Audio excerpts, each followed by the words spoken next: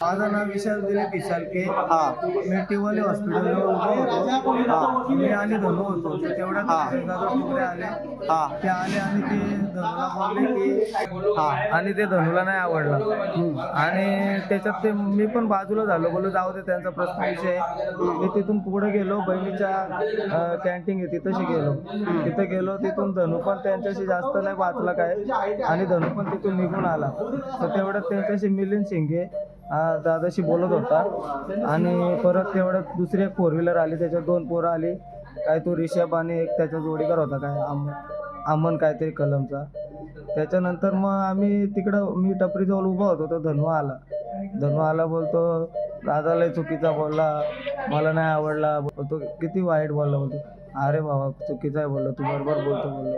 एवढा बोललो तेवढ्यात मिलिंद आला. तो बोलतो तू काय बोलतो असा तसा.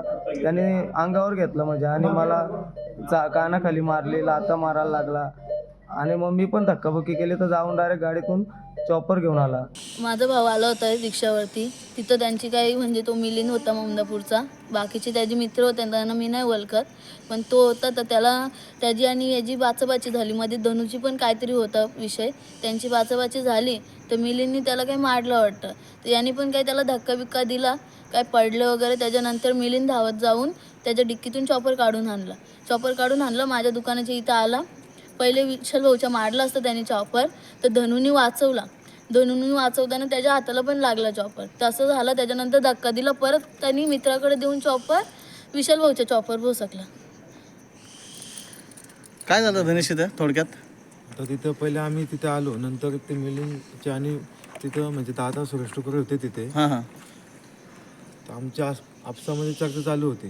ते तिथून निघून गेले. त्याच्यानंतर मिलिंद शिंगे विशालला काही बोलायला लागला. त्यांच्यात धक्काबुक्की झाली. त्यांनी विशालला मारल्यानंतर तो तिथून धावत गेला, चॉपर आणला तिथून आणि तिथं कॅन्टीनची तर म्हणजे आम्ही सोडवण्याचा प्रयत्न केला. त्यानंतर तो चॉपर माझ्या हाताला लागला. तुझ्या पण हाताला लागला? हां. ओके. हां. त्यानंतर मग तो चॉपर रिषभ खुरेशी आणि अमन पटेल त्यांनी तो चॉपर घेऊन मिलिंदला मी सोडत होतो.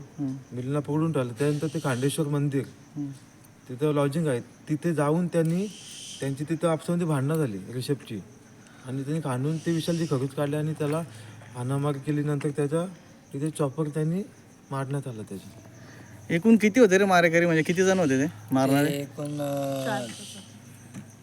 2 जण होते ते. हां. पहिला मिलिंदची भांडणं झाली ना त्यासोबत, विशाल सोबत. तो झाला बाजूला आणि हे 2 जण त्यासोबत होते आणि या दोघांनी म्हणजे त्याच्या हातामध्ये चॉपर होता त्याच्या रेशपचा. तर त्या रेशपच्या हातामधून त्यांनी घेतला तो, काय त्याचं नाव?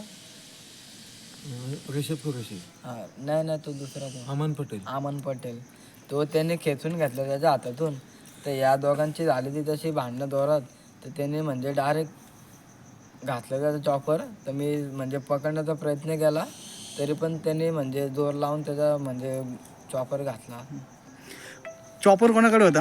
चॉपर सगळ्यात पहिले मिलिंद शिंदेनी त्याच्या गाडीमधून आणला, डिक्कीतून काढून आणला. जशी भांडणं चालू झाली, धक्काबुक्की झाली, तसं धावत गेला आणि मिलिंद शिंदेनी त्याच्या डिक्कीतून टिवल्याच्या समोर गाडी उभी होती, मिलिंद शिंगे, त्यांनी जाऊन त्याचं डिक्कीतून चॉपर आणला आणि आणल्या पहिले विशाल भाऊला जसं मारायला घुसला ना, तसं आमच्या गाडीवरती पहिले पाडला त्याला. तेव्हा धनु आणि मी जाऊन वाचवायचा प्रयत्न केला.